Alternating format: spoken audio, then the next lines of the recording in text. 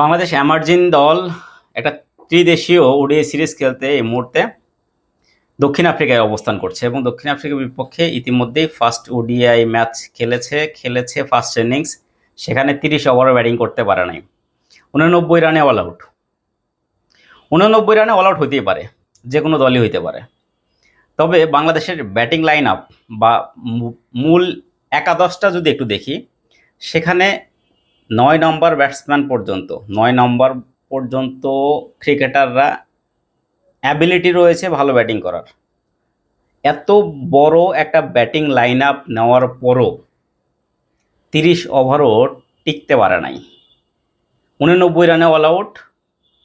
তবে মূল প্রশ্নের জায়গা হচ্ছে ব্যাটিংয়ের ওয়ে অফ অ্যাপ্রোচ, যে অ্যাপ্রোচে তারা ক্রিকেট খেলেছে বা ব্যাটিং করেছে, absolutely wrong. This is absolutely wrong. যদি এটা 15-20 ওভারের মধ্যে অল আউট হতো, এটা আমি প্রশ্ন করতাম না। কিন্তু ব্যাটিংয়ে এসে প্রত্যেকেই যে ধরনের স্ট্রাগল করেছে বা যে ওয়েতে তারা, যেই অ্যাপ্রোচে তারা ক্রিকেট খেলার চেষ্টা করেছে, এমার্জিং দল বা এজ লেভেল ক্রিকেটে দিস ইজ আনফেয়ার। এই লেভেলে ক্রিকেট হইতে হবে ফেয়ারলেস ক্রিকেট। যদি ফেয়ারলেস ক্রিকেট খেলে যদি 89 রানে অল আউট হইতো, আমি কোনো প্রশ্ন করতাম না।